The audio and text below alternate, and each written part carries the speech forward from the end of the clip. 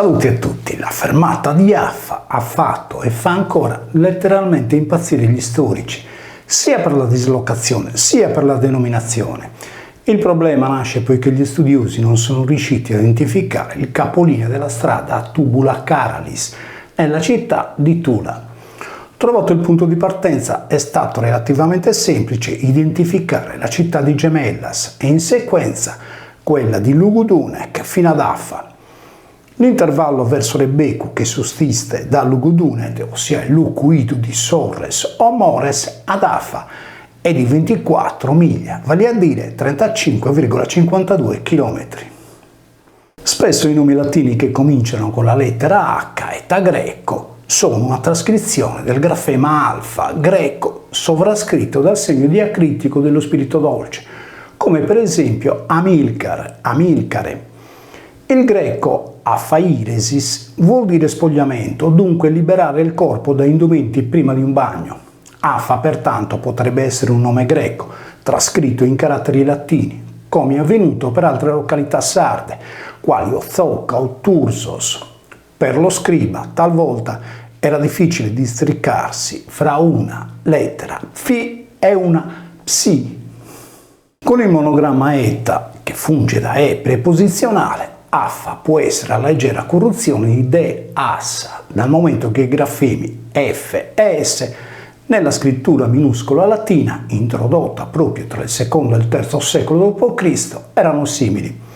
In tale periodo si produsse una profonda trasformazione grafica con la nascita delle lettere minuscole, che portò pure al mutamento della loro forma, come si evince dal caso della lettera F, che è simile alla S.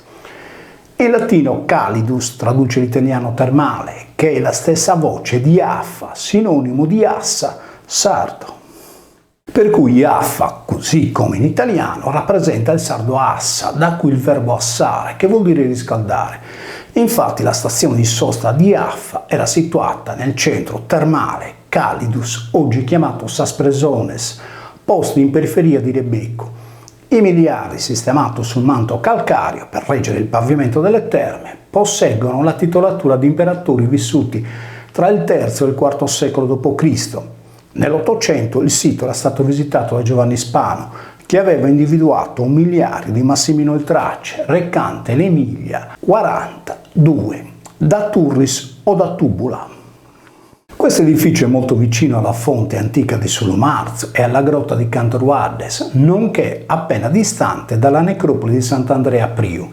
La soprintendenza di Sassari ha disposto un'indagine archeologica sul sito, autorizzando i ricercatori a svolgere gli studi. Dagli scavi effettuati è emerso un vero e proprio impianto termale con tanto di tubuli o canalette d'aria ancora in posizioni originarie. Dunque la risalita viaria verso la Campeda in direzione di Cagliari partiva proprio da Affa e raggiungeva l'altipiano fino al miglio 109.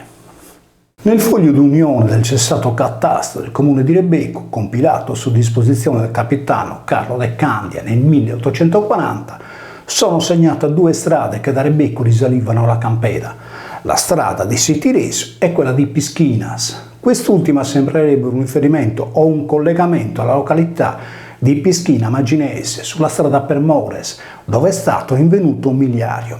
Cucuru de Pischinas è il toponimo che indica la fine della salita per la Campeda.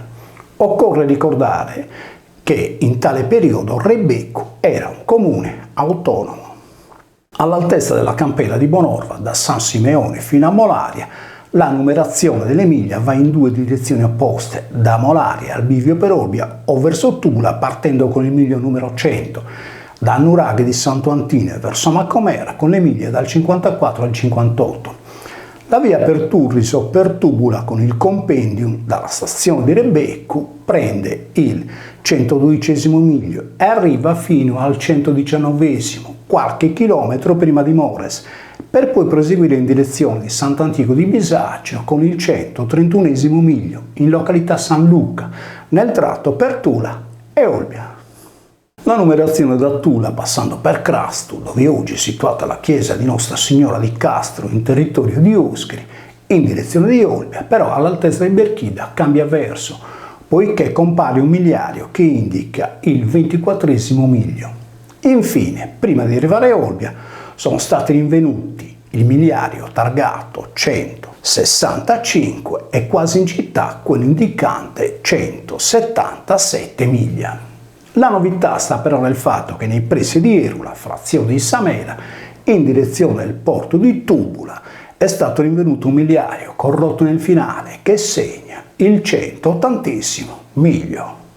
A questo punto il quadro si schiarisce e si può meglio comprendere che dopo Gemella, Sant'Antico di Bisarcio, una strada andava a Olbia passando per Tula e un'altra proseguiva da Tula, città di Tubula, verso Vignola, Bangios, Perfugas, fino ad arrivare al porto di Tubula, ora San Pietro a Mare, sulla foce del Coghinas. Questi due tracciati sono indicati nell'itinerario antonino con la voce a Portus Tubula per compendium Olbia e segnano il medesimo tragitto che dalla città di Carale portava nel nord Sardegna, ma a numerazione inversa. Rebecco nel Medioevo era capoluogo della curatoria di Costa de Addes. Tra le altre località con lo stesso nome vi sono Punta Rebecco, Riu Cantaro Rebecco, strada comunale Bonorva Rebecco, Tanca de Su Rebecchesu. Esiste una località di Rebecco anche a Macomer. La chiesa di San Francesco d'Assisi, posta in località sulla Chetu, nei pressi di Rebecco, riporta nella sua abside graffiti chiamati Orme dei Pellegrini, di cui 80 ancora visibili. Tali orme sono presenti anche a Mores e a Bisarcio. Questa località ha lo stesso toponimo dei Lacchedos di Mores. La piana sottostante l'abitato di Rebecco è dedicata a Santa Lucia, in sardo Luchia, e si concilia con il toponimo Re Becco, che vuol dire Re Ariete. In greco antico il becco o ariete è chiamato Krios, nome dato alla omonima divinità che rappresentava il sorgere del sole a est. Affa potrebbe essere anche la corruzione di Anfi, che si lega a Luche, creando il composto Anfiluche, che vuol dire crepuscolo del mattino. Lochia era infatti la ninfa che impersonava l'aurora al primo albeggiare. Rebecco potrebbe essere stata una città cinta dal momento che era dominata da un castello.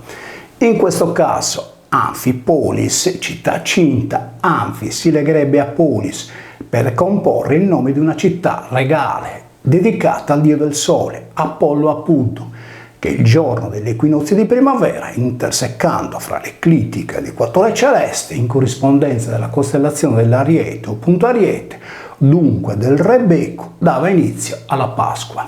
Rebecco era dunque un nome astrale, risalente al momento in cui i sardi scoprirono le stelle. L'uso dell'astronomia per orientarsi nel tempo e nello spazio è presente nel territorio di Bonorva da almeno 3000 anni prima di Cristo, era in cui i neolitici scolpirono il toro sopra la domus a Sant'Andrea Priu e le protomiteurine nella necropoli di Savala Larga, a rappresentare la trasposizione sulla terra della costellazione del Boe. Sul castello di Rebecco, fulcro di un originario luogo pagano, aleggia una lugubre leggenda sull'abbandono del relativo borgo. La storia viene raccontata da Giovanni de Riu, uno studioso del territorio di Costa de Addes.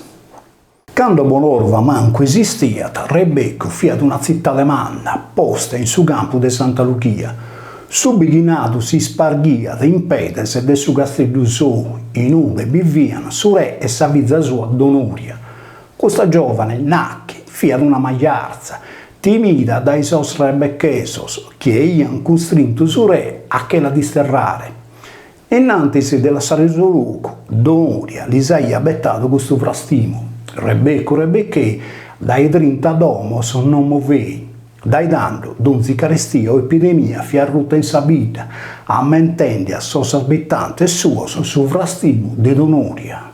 Prosi salvare de su male de frequentes malas a pandemias, sos abitantes de sa città de Malaita haian fundato su trighinzo antico un nucleo originario de Bonorva. Ammentende e timendesi Rocco de Donuria, sos rebecchesos haian mano a mano abbandonato sa bidissoro.